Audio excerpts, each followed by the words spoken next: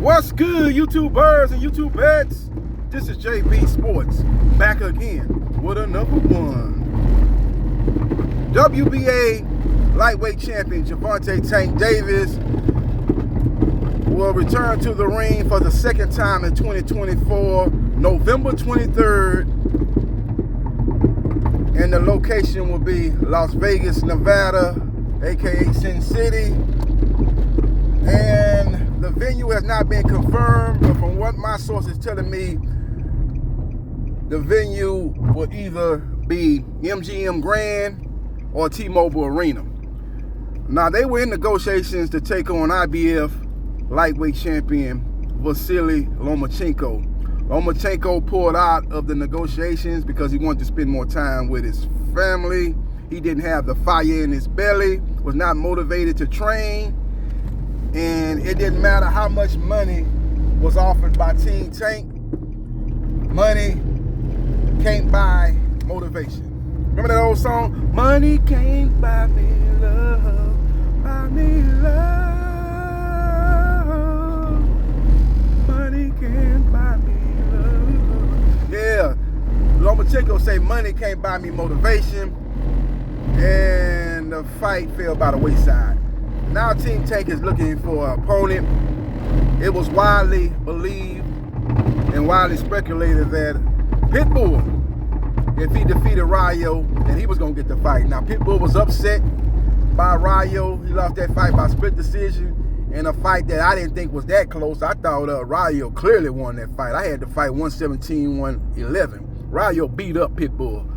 Pitbull and his fans was out, after the fight, crying foul, saying that he got robbed, and basically the judges had the ski mask on and they robbed him and this, that, and the third and all that, but I don't think that was the case.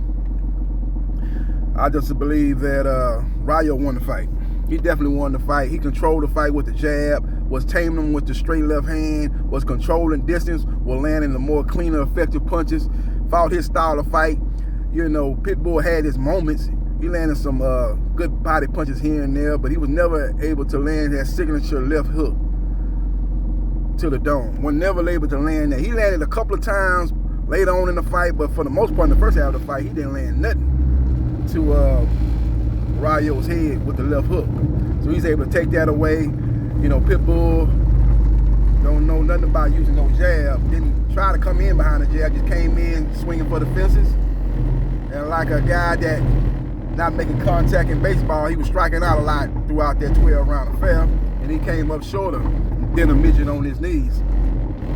So that potential opponent fell by the wayside for Tank Davis.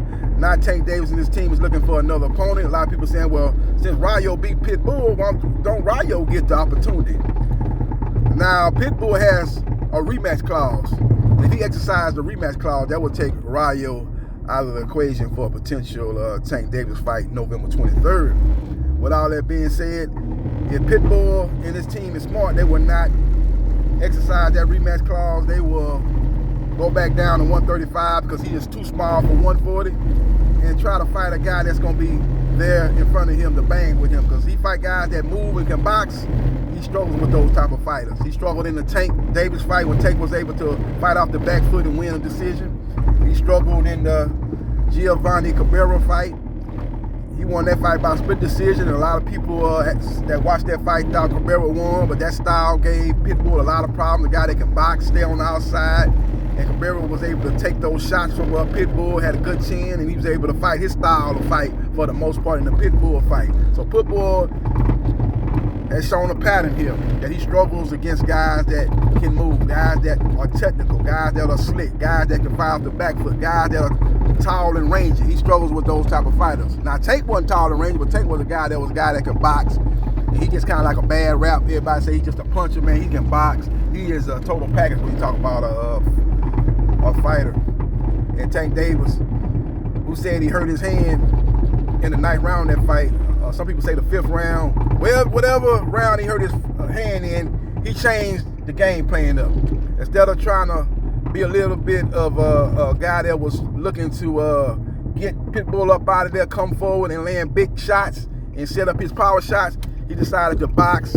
You give Pitbull a different look, fight on the outside, control range, and he was able to do that successfully against Pitbull. With all that being said, man, from what my source is telling me, man, that the likely opponent for Gervonta Tank Davis would be Edwin Delos Santos. When you look at the WBA rankings, where Gervonta Tank Davis is WBA champion, the number one contender is William Zepeda. I'm hearing that Zepeda is going to take on Shakur Stevenson. That fight's going to be the co-main event to Dimitri Bivol and Arthur Beterbiev. That's what my source is telling me. As Zepeda is ranked number one in all four sanctioning bodies. He's ranked number one in the WBA. He's ranked number one in the WBC. He's ranked number one in the IBF. And he's ranked number one in the WBO. So he'll be taking on the WBC lightweight champion, Shakur Stevenson, in a big-time matchup in the lightweight division, October 12th. So those two guys won't be available. So from what I'm hearing, Tank Davis will be taking on Edwin Delos Santos. Now, it's still a slight possibility that he could take on Rayo, but I just think that Rayo's probably going to have to fight Pitbull again in a rematch. And even if Pitbull don't exercise the rematch clause, it's just too quick of a turnaround for Rayo. Rayo just fought last week.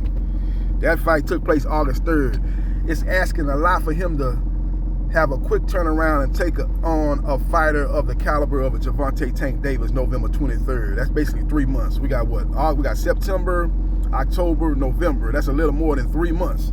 So he probably had, take a 2-week break to spend time with his family, and then he had to get right back into training camp because you need probably at least an 8-week training camp to get ready for Tank Davis. You don't want to have anything shorter than 8 weeks, in my opinion. So that's basically 2 months. So he can get back to that.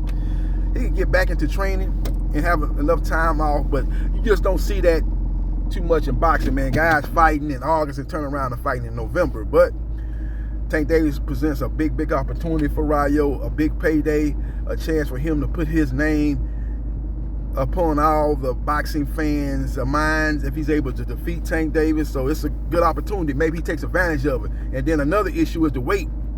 As Rayo is fighting at 140 pounds, Tank Davis said right now he wants to campaign at 135 and clean out the 135-pound division. He's not looking to go up to 140. I know a lot of people will tell me, hold on, JB Sports, he went up to 140 and took on Mario Barrios. What's the problem, him going up to 140 and taking on Jose Valenzuela? What's the problem? Yeah, you got a strong point there, but what Tank did say after the Barrios fight, that he felt the weight difference. And that Barrios had real good power, and he felt that power. So he was able to get the victory, but he was behind in that fight, if I'm not mistaken. There was a point in that fight where he was behind on the judges' scorecard, at least 2 of the 3 judges' scorecards. He was behind that fight, if I'm not mistaken. So he had problems in that fight. He was able to close the show and get the knockout, but he had problems, man. And right after that fight, he went right back down to 135. He didn't stay at 140. So I don't think he's going to go up to 140. I know he said on another occasion that he would go up to 140 and fight Ryan Garcia. So in the future, after he defeated Ryan Garcia last year. So maybe he will go up to 140 and fight Rayo. But from what I'm hearing, man, I don't think that fight is the front runner matchup for Tank Davis due to a couple of obstacles being needed to be overcome for Rayo to get that particular matchup. Because like I said earlier, he's got to find out if Pitbull will exercise a rematch clause, and will Tank come up to 140 and fight him for his belt, or will Tank ask him to come back down to 135? And if I'm Rayo, I'm not going back down no more. He's 5'10", he's got the type of frame that he's able to move up in weight, and I think he's not through at 140. I think when it's all said and done, man, he's gonna probably be fighting at 147 or even as high as 154. Man, he has that type of frame, 5'10", tall guy. He'll be able to move up in weight, man, and be able to test his skills at a higher weight. So I don't think it would be wise for him to move back down to 135, man. I think that would hurt him and hurt his chances of defeating Tank Davis. So if that's the case, I think Tank would, if the fight goes down, he would ask Tank to come up to 140. And Tank might not want to come up to 140 at this point in time. So we will see what happens, and we will see what transpires. But the front runner for the Gervonta Tank Davis fight is Edwin Delos Santos. He's ranked number 3 in the WBA. William Zepeda is ranked number 1. He's fighting Shakur. Floyd Schofield is ranked number 2. He's got a fight coming up, and he's looking to challenge WBC champion Shakur Stevenson. He seems to be going the WBC route. The number 3 guy named Dawson is a nobody. He's the William Skull of the lightweight division. Tank ain't trying to fight him. And the number 4 contender in the WBA is Edwin Delos Santos. And that would be a good matchup for Tank Davis. A good comparison fight to the matchup between Shakur Stevenson and Edwin Delos Santos. A fight that a lot of people were not happy at the end of that matchup, as that fight had very little action. It was a snooze fest. Neither fighter wanted to engage. You had 2 counter punches staring at each other for 12 rounds, not wanting to commit and leave themselves open for counters, and it was just not a good fight. And Tank, if he can get in there with Delos Santos and knock out Delos Santos and put on a more devastating and more impressive performance than Shakur did, that would be a feather in Tank Davis's cap. So that'd be a feather in Tank Davis's hat. So we will see what happens, and we will see what transpires. But that's what my source is telling me, man, that the more likely scenario is Gervonta Tank Davis takes on Edwin Delos Santos, and that would be a good fight, man. Delos Santos is explosive. Tank Davis is explosive, and I think it'll be a very exciting fight for however long it lasts. I think Tank gets him up out of there somewhere around round 6 or round 7. But I think Delos Santos will have some success, man, because that guy is very explosive, man. He's very explosive from getting from point A to point E, jumping in and getting off his combinations, and it's very, very explosive, man. But I think he kind of stays in the pocket a little bit too long.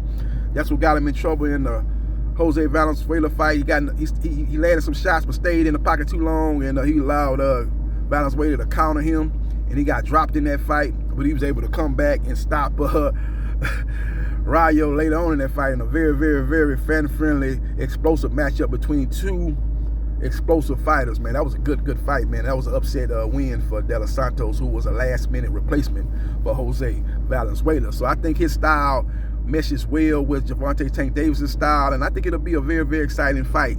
But I think Tank has more tools in the toolbox, is a little bit more consistent, has a better jab, has a better overall punch selection, and I think that'll be the difference in the fight, man. I think he wins that fight and he stops Delos Santos probably in the middle part of that fight. But once the fight is officially announced, or if it's officially announced, again, Rayo still has a chance to maybe get the fight, but my source is telling me the more likely opponent will be Edwin Delos Santos, and we'll just have to see how it all plays out. Follow me on Facebook, Gerard Briscoe. Follow me on Instagram, Gerard Briscoe 52. Follow me on X at Briscoe Jai 77071. Follow me on TikTok, JB Sports New Media. Follow me on my 2 channels at JB Sports, The Man, the Myth, the Legend 9656, and at JB Sports 3303. And like, share, and subscribe to JB Sports, The Man, the Myth, the Legend. And I holla.